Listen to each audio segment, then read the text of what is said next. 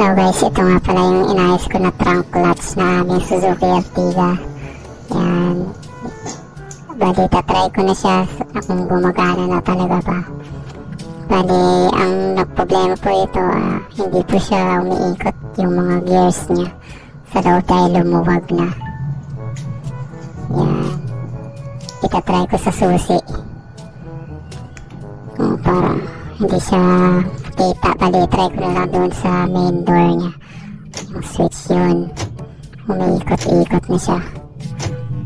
Yan, itatry natin ng mas malapit guys. Ayun. Reply, ayos ko lang muna para makikita natin yung pagpitik-pitik niya. Yan guys. Oops. Ito ko lang sa main door i-test para main switch pala. Yan. Pipitik-pitik yan. Yan. Bali counterclockwise yan siya guys.